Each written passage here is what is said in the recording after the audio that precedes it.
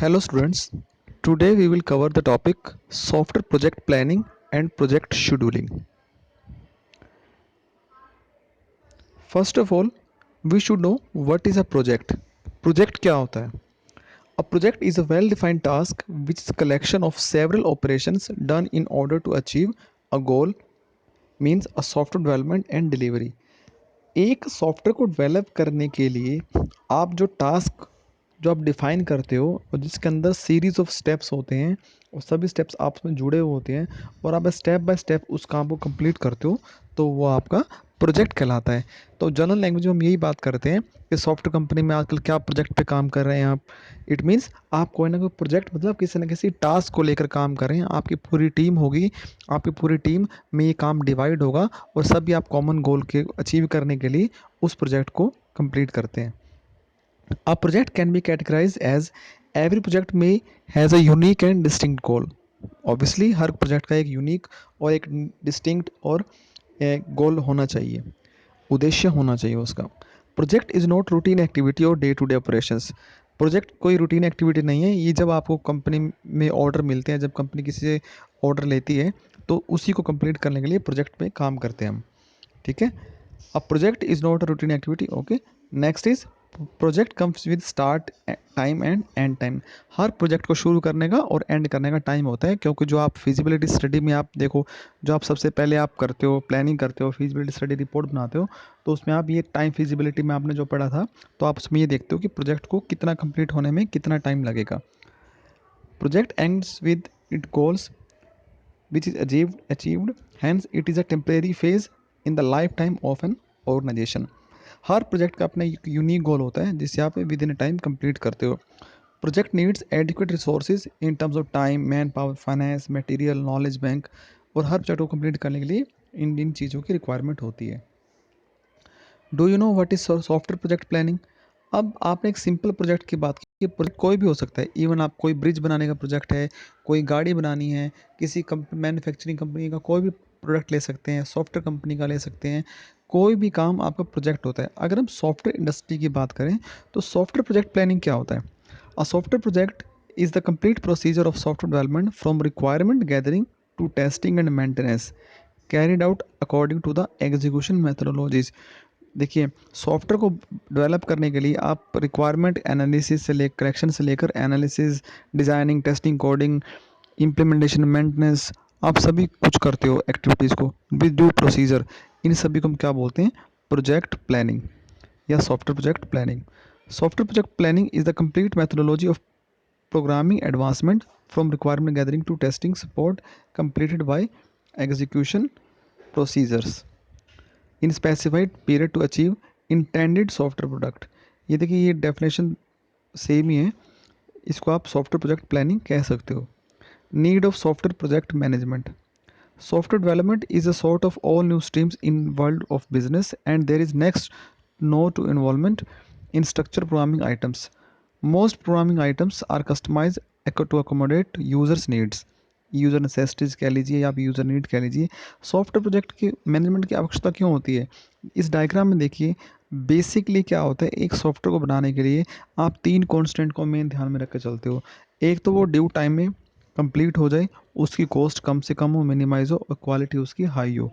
तो इन ऑब्जेक्टिव को अचीव करने के लिए जब सीरीज ऑफ स्टेप्स आप कंप्लीट करते हो तो उसको सॉफ्टवेयर प्रोजेक्ट कहते हैं। सॉफ्टवेयर प्रोजेक्ट प्लानिंग के अकॉर्डिंग होता है और इसको जो भी कंप्लीट करता है, टास्क को जो टेक ओवर करता है, that is software project management. ये एक्चुअली मैनेजरल एक्टिविटीज़ होती हैं।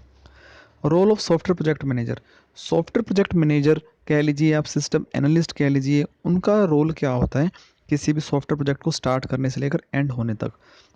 Software manager is responsible for planning and scheduling the project development. They manage the work to ensure that it is completed to required standard, according to standard complete हो रहा है या नहीं हो रहा, properly आपने जो मॉड्यूल्स बनाए कि नहीं बनाए, वो आपने एलोकेट कैसे करोगे, आप टीम कैसे बनाओगे, ठीक है, विद इन अ बजट आप उसको कैसे कंप्लीट करोगे। The project planning must incorporate the major issues like size and cost estimation of scheduling, project monitoring, personal scheduling, personal selection and evaluation, risk analysis हो गया, रिस्क मैनेजमेंट हो गया, और आपका उसको वर्क का स्कोप कैसे होगा, the resource mandatory, the project to be complete, record of being followed. तो आप उस प्रोजेक्ट से रिलेटेड जितनी भी एक्टिविटी है सबको मैनेज करना, ये काम किसका होता है? सॉफ्टवेयर प्रोजेक्ट मैनेजर का। अब सॉफ्टवेयर मैनेजमेंट में क्या क्या एक्टिविटीज़ इन्वॉल्व होती हैं? इसमें बेसिकली हमें 3 तरह की एक्टिविटीज़ इन्वॉल्व होती हैं: project planning, scope management and project estimation. Now we will discuss project planning. Project planning, project को प्लान करना according to the users need. बिल्कुल काम स्टार्ट करने से पहले आप प्लानिंग करते हो। The software project planning is a task which is perform before the production of software actually starts. बिल्कुल स्टार्टिंग से पहले प्लानिंग करोगे आप, प्लानिंग एग्जीक्यूट होगी, उसके बेस पे आप फिजिबिलिटी स्टडी रिपोर्ट बनाओगे। Okay, it is there for the software production but involves no concrete activity has any direction connection with the software production. Rather it is a set of multiple process which facilitates software production. Planning के अंदर आपके सारे steps involve होते हैं जो आपको guide करेंगे आपने ये काम फर्दर कैसे स्टार्ट करना है। Next is scope management. It defines the scope of the project. This includes all the activities process needs to be done in order to make deliverable software product. ठीक है, scope management is essential because it creates boundaries of the project by clearly defining what would be done in the project and what would not be done. Project के अंदर आपने क्या करना है और क्या नहीं करना, आपकी बाउंड्रीज क्या है, विद इन टाइम लिमिट आपको क्या अचीव करना है, वो सभी उसका स्कोप के बारे में, उसको हम बोलते हैं स्कोप मैनेजमेंट। ओके, अब इसके अंदर बेसिकली क्या क्या हम इन्वॉल्व करते हैं? डिफाइन द स्कोप, उसका स्कोप एरिया डिफाइन करेंगे प्रोजेक्ट का। During project scope management it is necessary to define the scope, decide its verification and control, divide the project into various small parts for ease of management। उस project को different small modules या parts में divide करोगे और उसके according आप team को बनाओगे। Verify the scope and control the scope by incorporating changes to the scope. हाँ, अगर आपको कोई ऐसी ज़रूरत पड़ती है कि आपको उसको स्कोप चेंज करना पड़े, क्योंकि हर स्टेप पे अगर मॉडिफिएबल होगा तो आपके लिए ईजी रहेगा। Next third is project estimation. अब हम निकालेंगे प्रोजेक्ट का एस्टिमेट कि हमने जो प्रोजेक्ट स्टार्ट करने वाले हैं उसका हमारा एस्टिमेट क्या रहेगा, कि हमारा कितना खर्चा आएगा, कि हमने इतने का वो हमने काम लिया है और हमारा इतना खर्चा आएगा और हमें इतना बेनिफिट होगा, प्रॉफिट होगा। तो उसके लिए हम क्या कंप्लीट करते हैं? कॉस्ट एंड बेनिफिट एनालिसिस को भी यूज़ करते हैं। अब इस प्रोजेक्ट एस्टिमेशन के अंदर हम 4 तरह की चीज़ों को एस्टिमेट करेंगे: software size estimation, effort estimation, time estimation and cost estimation. अब देखिए सॉफ्टवेयर साइज एस्टिमेशन क्या होता है। सॉफ्टवेयर साइज में बी एस्टिमेटेड इधर in the terms of KLOC, 1000 line of code. इसे किलो लाइन्स ऑफ कोड भी कहते हैं, इसका दूसरी form, but it's a 1000 lines of code. और by calculating number of function point analysis, lines of code depend upon the coding practices. अब line of code आपकी coding practices के ऊपर डिपेंड करता है। एक ही प्रोग्राम को एक यूजर 100 लाइनों में कंप्लीट करता है, दूसरा 200 लाइनों में, कोई 150 लाइनों में। That depends on the capability of the software developers. Efforts estimation, the manager estimate efforts in terms of personal requirement and man hour required to produce the software। अब उस सॉफ्टवेयर को डेवलप करने के लिए आपने कितने लोग लगाए हैं, कितने टाइम के लिए आपने हायर किए हैं, डेली वो कितने घंटे काम कर रहे हैं, पर पर्सन, पर डे, पर आवर्स के हिसाब से आप डेली की कॉस्ट निकालोगे, टोटल कॉस्ट भी, एफर्ट्स वो आप एस्टिमेट लगाओगे। टाइम एस्टिमेशन, टाइम एस्टिमेशन का आप बेसिकली क्या करोगे, आप उसका जितना आप टाइम कंज्यूम कर रहे हो आपकी पूरी टीम, daily, monthly and total project के टाइम के बेसिस पे आप उसका टाइम कैलकुलेट करोगे, एस्टिमेट करोगे। Once the size and efforts are estimated the time required to produce. जब तक आपका साइज और एफर्ट एस्टिमेशन नहीं होगा तब तक आप टाइम को एस्टिमेट नहीं कर पाओगे कि हाँ मेरे पास इतना स्टाफ है। जब आपका स्टाफ ही नहीं होगा तो आप कैसे बताओगे हम इतने टाइम में काम पूरा कर देंगे? आपके पास उस काम को करने के लिए प्रॉपर स्टाफ है, या स्टाफ ज़्यादा भी है, आप किसी को रिप्लेस भी कर सकते हो, तो आप इजीली बता सकते हो कि हम इस प्रोजेक्ट को इतने टाइम में कंप्लीट कर देंगे।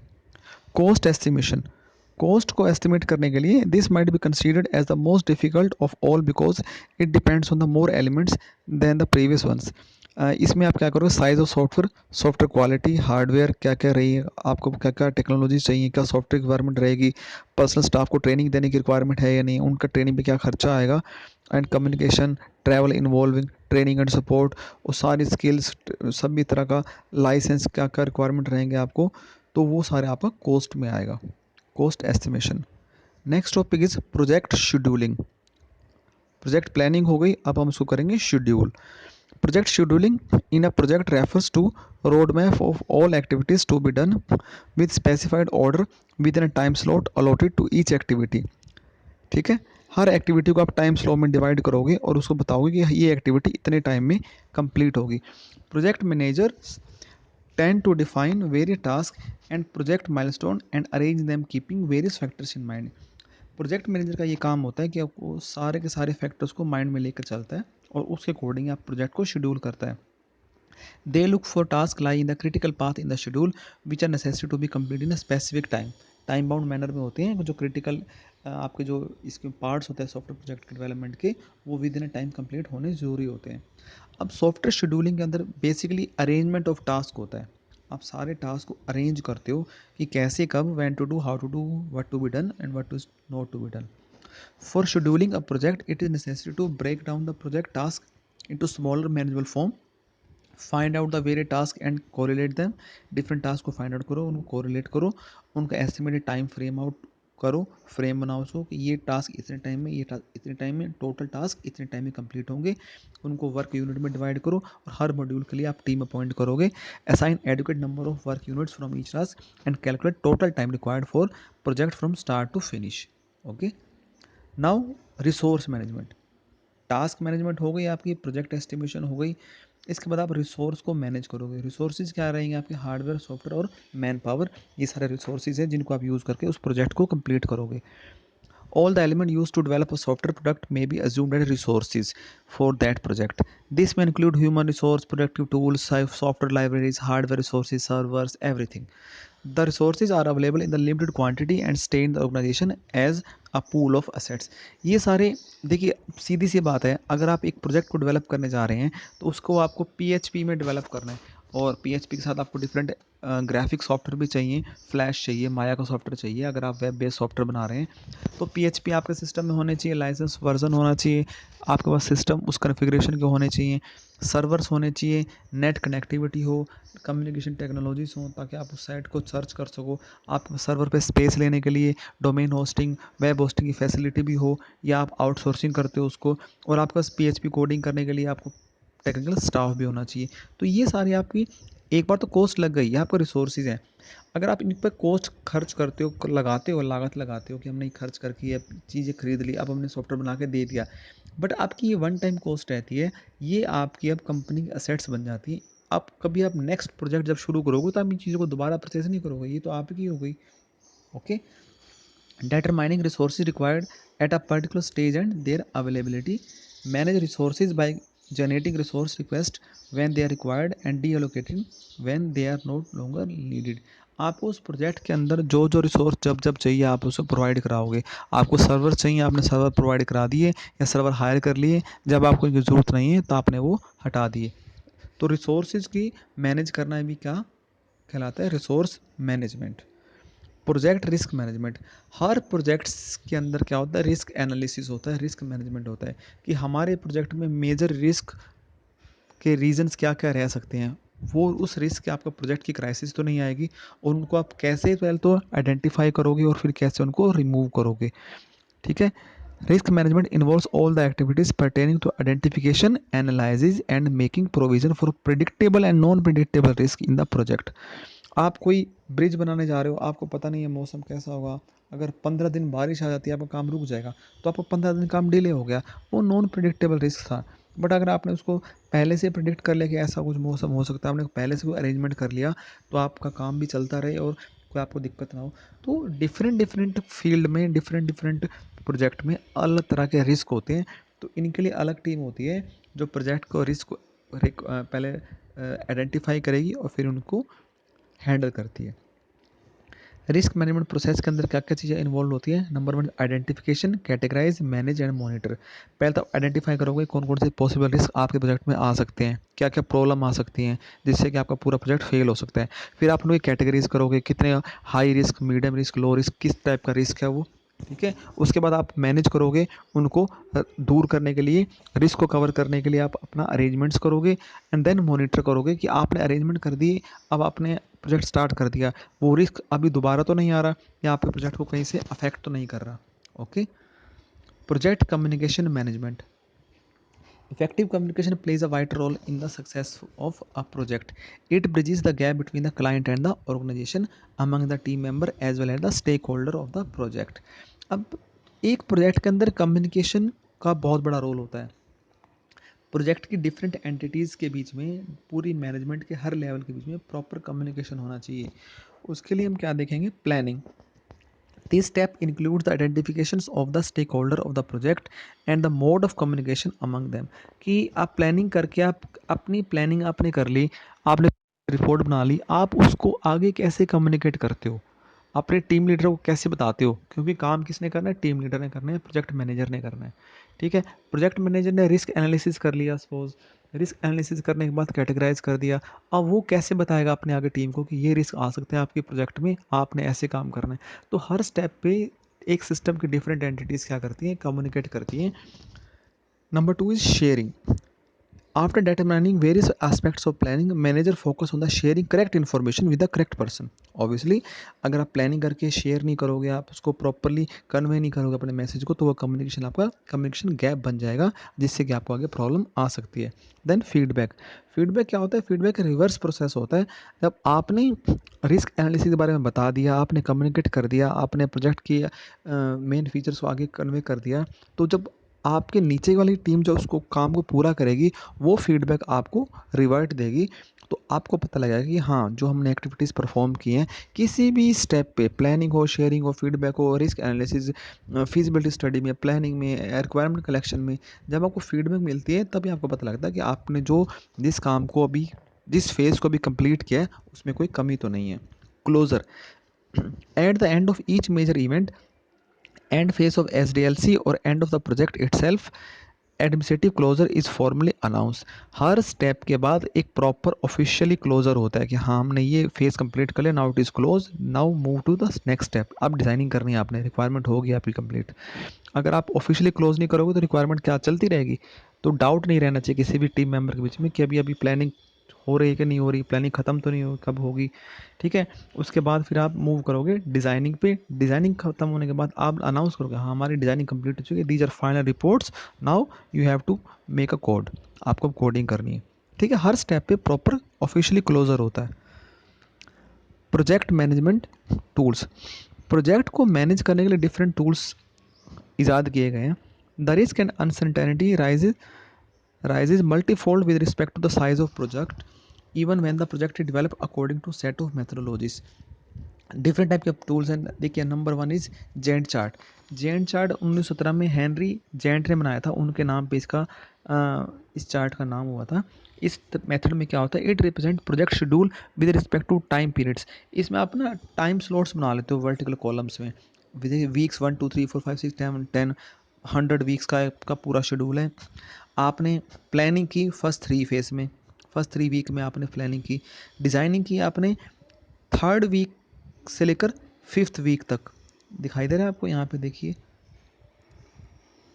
3rd वीक से 5th वीक तक। अब 3rd वीक में यहाँ देखिए, ये कॉमन है। 3rd वीक में आपका प्लानिंग और डिज़ाइनिंग कॉमन है, यानी प्लानिंग ख़त्म होने वाली थी, तभी आपने पैरेलली क्या किया? डिज़ाइनिंग स्टार्ट कर दी पीछे वाले फेज़ की, वीक 1 वाले काम की। तो इस तरह से इसमें ये दिखाया जाता है कि एक ग्राफिकली बता दी कि आप इतने स्टेप्स हैं आपके, जो लेफ्ट साइड में लिखे हुए हैं, project activities, planning, designing, coding, testing, delivery, और आपने एक काम इतने इतने टाइम में करना है। काफ़ी ईजी चार्ट है, इसे देख के आपको एक टाइम का शेड्यूल पता लगता है कि आपको ये स्टेप इतने टाइम में कंप्लीट करना है। The next is PERT chart. It is also known as program evaluation and review technique. It is also known as network diagram. It is capable of graphically representing main events of project in the both parallel and consecutive ways। Events देखिए, इसमें जो आपको जो 10 20 30 40 50 हैं, ये आपके जो blue circle में दिखाए गए हैं, ये हैं आपके इवेंट्स। जो रेड कलर के एरो हैं, ये है इनकी एक्टिविटीज़। ओके, ब्लू सर्कल में है, ये क्या है आपके इवेंट्स। रेड सर्कल में है एक्टिविटीज़। ABCDF ये पर्सन के नेम्स हैं। 5 days, 3 days, 4 days, 1 day, 3 day, जो डेज लिखे हुए हैं, ये क्या हैं? ये इनको इस एक्टिविटी को करने के लिए इतना टाइम चाहिए। ओके, 10 इवेंट के अंदर आपने काम किया, ए ने 5 दिन, बी ने 10 दिन, बी ने 3 दिन। इस पर्ट चार्ट के अंदर आप स्टार्टिंग पॉइंट आपका 10 है इवेंट, और 50 आपका एंड पॉइंट है, और आपने डिफरेंट डिफरेंट एक्टिव इवेंट्स के अंदर डिफरेंट एक्टिविटी को इतने इतने दिन में इस पर्सन ने कंप्लीट किया। तो इसको हम पर्ट चार्ट के थ्रू डिस्प्ले करते हैं। Resource histogram, this is a graphical tool that contains bar और chart representing number of resources, like आपका स्किल स्टाफ कितना है, कितना उसको टाइम चाहिए, तो हिस्टोग्राम में आप दिखाओगे। अब आप इस डायग्राम में देखिए, इस टेबल में देखिए, डे 1 2 3 4 5 6 7, ये आपका वर्टिकल कॉलम्स में आपका डेज आ गए। आपका स्टाफ में है डिज़ाइनर, डेवलपर, टेस्टर। ओके, आपके डिज़ाइनर को डे 1 में आपने लगाए चार, चार जने हायर किया आपने, चार डिज़ाइनर। डे 2 में भी चार थे। तीसरे दिन आपने 3 डिज़ाइनर ले लिए, एक को नहीं अपॉइंट किया। जैसे आप नॉर्मली क्या कंस्ट्रक्शन करते हैं साइट पे, एक जब आप बिल्डिंग बनवाते हैं तो आपके पास जैसे होता है ना, 3 मैज़न होते हैं, 3 मिस्त्री हो गए। आज की डेट में 3 मिस्त्री 3 मज़दूर लगे, आप उनका अटेंडेंस डेली लिखते हो। ठीक है, ये बहुत कॉमन प्रैक्टिस है, अभी भी चलती है। ठीक है, 3 मिस्त्री। अब सेकंड डे में भी 3 मिस्त्री 3 मज़दूर, थर्ड में भी ऐसे ही, और फोर्थ डे में 2 मिस्त्री आए 3 मज़दूर आए, फिर 2 मिस्त्री आए 2 मज़दूर आए, 1 मिस्त्री आया 3 मज़दूर आए। तो डेली की डेली अटेंडेंस होती है और जिसके बेस पे आप पेमेंट करते हो।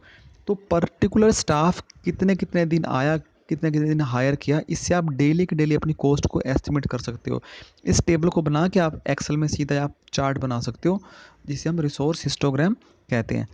Critical path analysis, this tool is used in recognising the interdependent task in the project. अब कुछ टास्क होते हैं जो आपस में इंटरडिपेंडेंट होते हैं, अगर पहले वाला टास्क कंप्लीट नहीं होगा तो आगे वाला टास्क होगा ही नहीं। अब जैसे आप सपोज दीवारें बना रहे हो, अगर आप दीवार ही नहीं बनाओगे तो लेंटर कैसे लगाओगे, छत कैसे बनाओगे।